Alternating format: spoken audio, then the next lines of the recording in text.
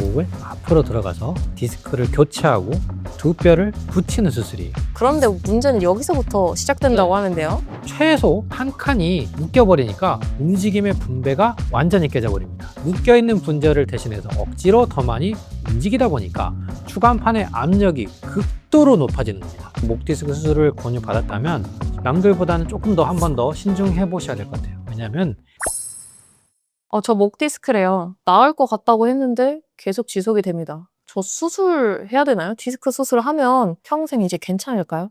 이런 질문 정말 많이 들고 궁금하신 분들이 많을 거예요. 그래서 간단하게 말씀드리면 일반적으로 우리가 시행하는 목 디스크 수술은 목을 앞으로 들어가서 디스크를 교체하고 두 뼈를 붙이는 수술이에요. 그래서 이 뼈가 고정이 되도록 만드는 거죠. 이렇게 하게 되면서 다른 분절에 문제가 오는 경우가 많거든요. 그래서 목 디스크 수술과 관련돼서 꼭 알아야 될 내용을 이번 영상을 통해서 정리를 한번 깔끔하게 해드리겠습니다. 첫 번째로, 왜 목 디스크 수술 후 같은 문제가 오는가? 두 번째, 30대에 수술받은 사람이 장기적으로 더 위험할 수 있다는 역사적인 이유. 세 번째, 수술을 권고받으셨다면 수술 때 눕기 전에 우선적으로 확인해야 될 사항들입니다. 물론 목 디스크 수술이 꼭 필요한 응급 상황도 있습니다. 이 명확한 기준도 영상에서 알려드릴 테니 절대 놓치지 마시고요. 두통과 목 통증 알면 이겨낼 수 있습니다. 소중한 정보를 계속 받아보고 싶으시다면 구독과 좋아요 버튼 한 번씩 눌러주시고요.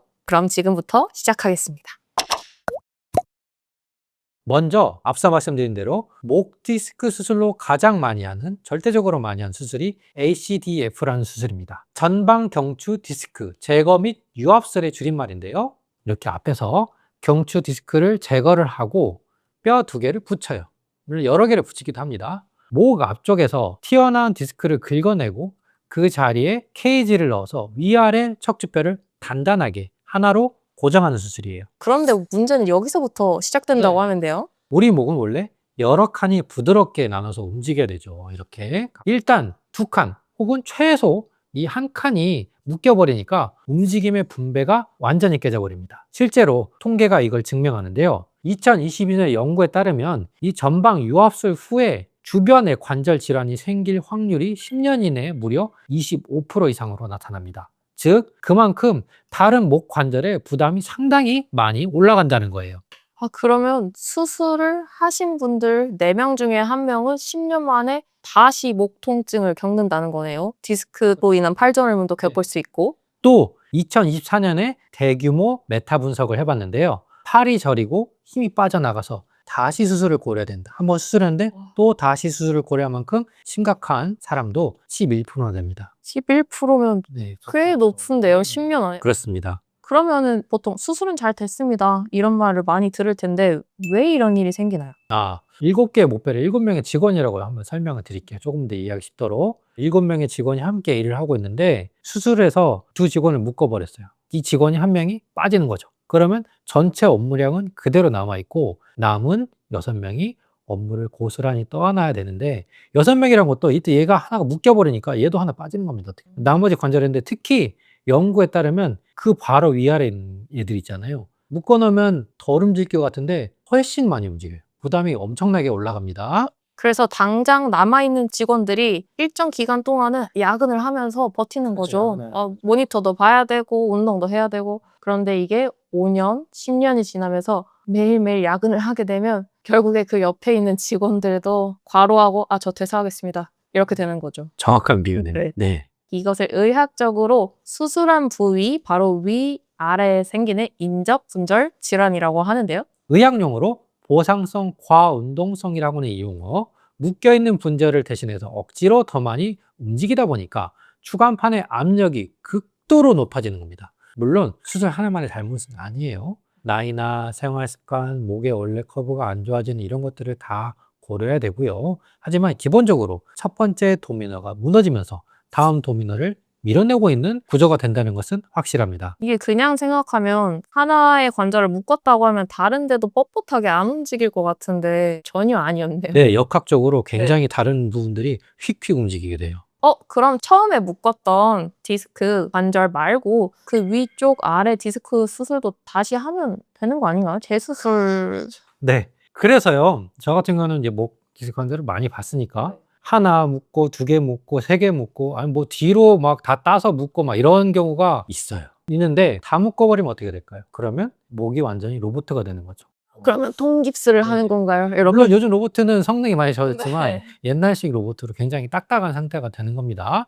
그래서 이거를 도미노 함정이라고 설명드릴 수 있을 것 같아요. 생체 역학 컴퓨터로 시뮬레이션을 해보니까 끔찍한 결과가 나왔습니다. 1차 수술 후 문제가 생겨서 2차로 또 유압을 했더니 그 위쪽 분절에 압력이 엄청나게 증가하는 거예요. 아, 그러면 수술하면 위아래로 힘들고 여기도 수술하면 그렇죠. 이러다 묶어놓고 보면은 안 쓸 건 아니잖아요. 다른 데까지 다 넘어가겠는데요? 상당히 곤란한 상황이 벌어지는 거예요. 물론 모든 환자분들이 네. 다 이렇게 아프고 불편해진다는 거 아니에요.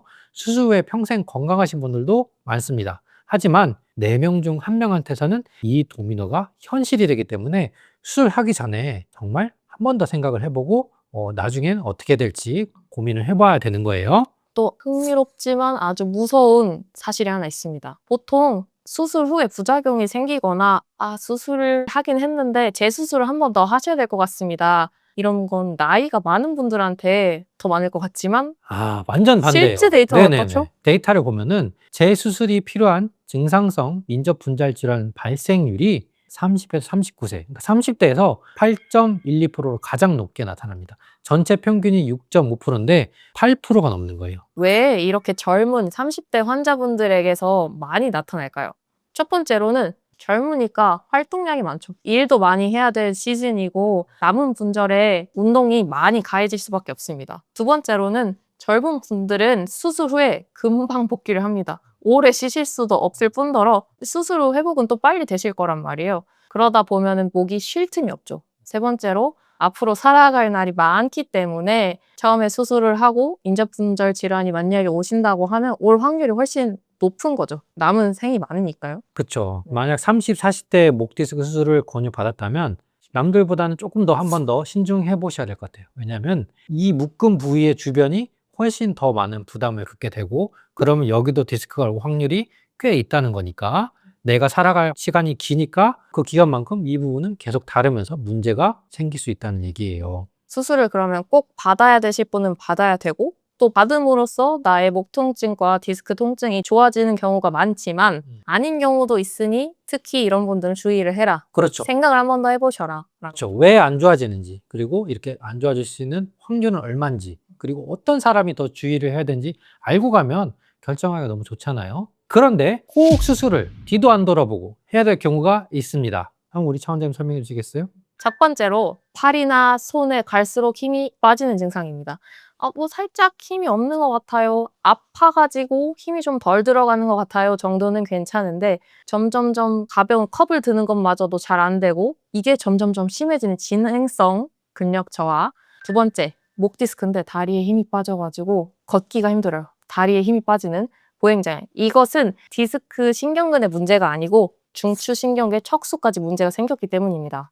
세 번째, 소변이나 대변 조절이 안 되는 아주 위험한 거죠. 대소변 조절이 안 되는 경우엔 바로 응급실에 가셔야 되고요. 네 번째, 집중적으로 수술 말고 뭐 약물, 주사 치료, 뭐 침 치료 이런 보존 치료를 6주 이상 했는데도 증상이 악화가 되는 경우에는 수술을 하시는 게 맞습니다. 그래서 이 4가지 응급 신호가 없다면 또 통증이 주된 문제로 한다면 디스크가 흡수가 되거든요. 지난 영상에서 어떻게 해서 이 디스크가 흡수가 되는지 설명을 다 드렸는데요. 수술 때 눕기 전에 그 자연 흡수의 기회를 한번 기다려보는 것도 좋은 방법이에요. 그러니까 수술에 대한 공포감만 심어주려는 게 아니라 이런 대안 방법이 있으니 이걸 먼저 시도를 해보셔라. 수술이 꼭 필요한 경우가 아니라면. 그렇죠. 이 말인 거죠. 디스크가 튀어나와서 그럼 평생 있는 게 아니에요. 이것도 우리 몸에서 회복하는 기전이 있고 어떤 사람들은 더 잘 낫고 어떤 사람들은 안 낫고 근데 그런 다 기준들이 다 연구를 통해서 이미 세워져 있으니까 충분히 정보를 알고 가시면 많은 도움이 될 겁니다. 그러면 원장님, 제가 근력 저하나 마비 이런 건 없는데 통증이 너무너무 심한데 9개월을 어떻게 그러면 참고 버티나요? 통증이 심하다고 우리의 뭐 생명이 위험하다거나 그러진 않아요. 물론 잠을 막 도저히 못 자고 이런 정도의 통증도 있긴 합니다. 그런데 그런 상태라 할지라도 치료를 하면은 통증은 경감되는 경우가 많아요. 그래서 저 같은 경우는 통증도 빨리 줄이고 디스크도 흡수될 수 있는 환경을 좀 개선하기 위해서 굳어진 경추 관절을 잡아주는 도침하고 그다음 추나 치료 필요한 경우 약침 치료도 병행을 해서 전반적으로 통증을 관리를 해보니까 나쁘지 않습니다. 그래서 수술 대신에 디스크가 자연 흡수될 때까지 그냥 버텨라, 이건 아니에요. 고장난 디스크가 이렇게 흡수되는지 쳐다만 보고 있으면 안 되고, 목 전체가 막 돌덩이처럼 굳어 있고 피로가 심하고 자는데 계속 저려요. 네, 그런 걸 놔두면 안 되고요. 여기에 맞는 적절한 치료를 해주면 좋아집니다. 좋아지니까 차차 이런 거 관리하면서 같이 디스크가 회복될 수 있는 환경을 만들어가는 거죠. 아, 맞습니다. 내가 지금 디스크가 튀어나와서 불편한 관절뿐만 아니고 위아래에 있는 인접한 관절이 과로하지 않도록 유연하게 움직일 수 있게 주변 환경을 개선을 해주는 거죠. 그러면 혈액순환이 잘 되면서 염증이 쓱 빠지고 디스크가 스스로 흡수되고 치유될 수 있는 시간을 확실하게 벌 수 있습니다. 네, 아주 좋은 치료 원리에 대한 설명이에요. 이게 바로 디스크 치료의 근본적인 어떤 설명이라고 볼 수가 있어요. 그래서 수술실에 들어가기 전에 도미노의 첫 번째 칸을 잃어버리기 전에 내 목이 스스로 회복할 힘이 남아있는지 한 번 더 확인을 해보는 게 필요할 것 같아요. 오늘 말씀드린 내용을 네 줄로 정리합니다. 하나, 수술로 한 칸을 묶어버리면 다른 칸이 과로하게 되는 도미노 현상이 발생할 수 있습니다. 두 번째, 전방융합술 수술을 한 사람의 4명 중 1명 이상은 10년 이내에 다른 분절에 문제가 생긴다. 세 번째, 오래 살고 활동량이 많은 30대가 장기적으로 봤을 때 수술 위험성이 가장 높습니다. 마비나 대소변 장애가 없다면 수술 전에 자연적인 흡수를 돕는 보존 치료를 먼저 해보세요. 수술을 고민하시면서 밤잠 설치는 분들 있을 겁니다. 이 영상이 명확한 판단의 기준이 되기를 바랍니다. 경추성 두통이 있는 분들은 저희 책 세상에 괜찮은 두통 없다도 상세히 기록해 두었으니까 꼭 읽어보시고 두통도 이겨내시기 바랍니다. 세상에 괜찮은 두통, 방치해도 되는 목 통증은 없습니다. 섣부른 수술보다 안전한 길을 함께 찾아드리겠습니다. 궁금한 점은 댓글로 남겨주시면 저희가 직접 답변 달아드리겠습니다. 지금까지 두통의 모든 것, 자윤경 조경화 원장이었습니다. 감사합니다.